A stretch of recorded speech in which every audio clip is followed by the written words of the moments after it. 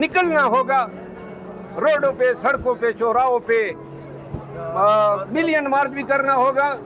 एक दफा कौम को निकालो 72 घंटे के लिए, पाकिस्तानी निकल जाए पाकिस्तान के सड़कों पे और पाकिस्तान के चौराहों पे। यकीन करें ये तमाम जबर का खात्मा होगा। लेकिन ये अगर इसी तरह सर छुपाएंगे तो हर रोज मार खाएंगे। पीटीआई में है अभी के पीटीआई छोड़ दी है। ये किस तरह का सवाल कर रहे हैं?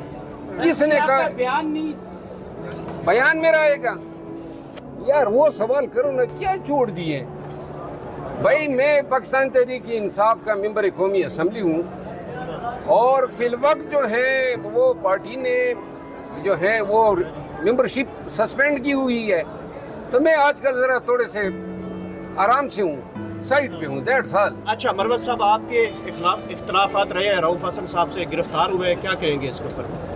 मैं गिरफ्तारी की मजम्मत करता हूँ जी। अच्छा, इसके साथ साथ शेरअफजल मरवत साहब, आज पीटीआई ने भूख हड़ताल का ऐलान भी कर दिया पार्लियामेंट हाउस के सामने 3 बजे, तो उस पर क्या ठीक है, करामत साबित होगा भूख हड़ताल?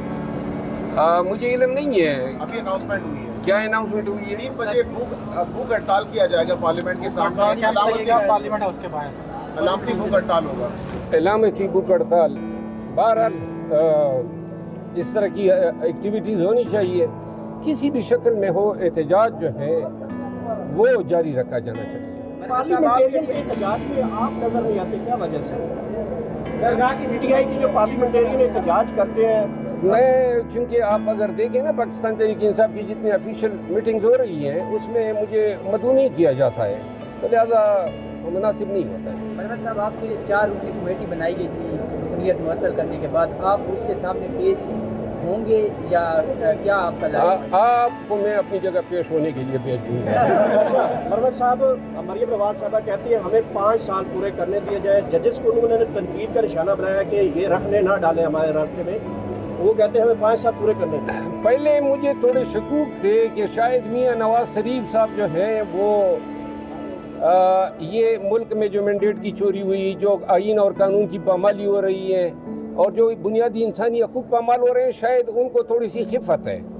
लेकिन अभी नून कुल के सामने आ गई है और इन्होंने ऑन कर दिया कि 2 या 2.5 सालों में जो पीटीआई के साथ हुआ है ये सब कुछ इनकी माँ पे हुआ है, ये सब कुछ इनके फ़ायदे के लिए हुआ है। अभी ये देखें, थ्रेट कर रहे हैं पीटीआई पे पाबंदी लगाएंगे, ये थ्रेट कर रहे हैं कि जी टेररिज्म के या आर्टिकल 6 के तहत कार्रवाई करेंगे। इसका मतलब ये है कि ये लोग कभी भी जमहूरी अक़दार से आशना ही नहीं थे। ये लोग इस मुल्क में उन वैल्यूज़ को प्रमोट कर रहे हैं जो टिरनी, डिक्टेटरशिप और मुल्क में तवाइफुल मलूकी को जन्म दे सके।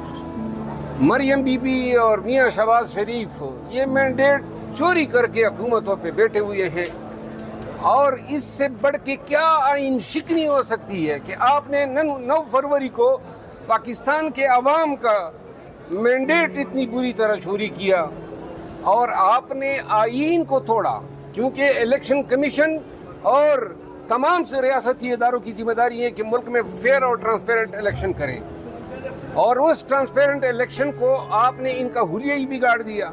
आइन शिकनी तो ये होती है। बहरहाल ये जो बयानात हैं और जितने इकदाम हैं पाकिस्तान तहरीक इंसाफ के खिलाफ, ये अपनी शबी जो है मजीद कभी से कभी तर बना रहे हैं। जो शेरअफजल मरवत साहब, सनम जुवैद को गिरफ्तार किया गया, बाद में पार्लियामेंट भी लेके जाया गया और बाकी भी पीटीआई की जो खवातीन हैं उनको पकड़ा गया, अभी भी पेश किया गया अदालत में। क्या कहना चाहेंगे आप? किसको पेश किए गए? अभी जो कल खवातीन पकड़ी हैं ऑफिस से पीटीआई के 13 खवातीन को पीटीआई के ऑफिस से बेखबर हैं।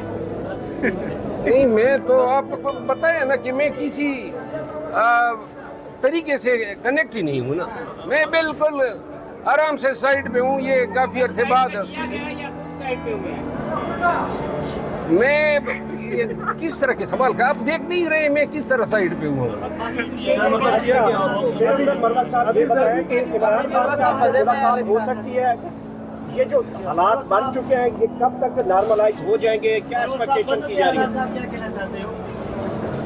جو خان صاحب سے ملاقات ہے وہ ہوگی جب خان طلب کریں گے.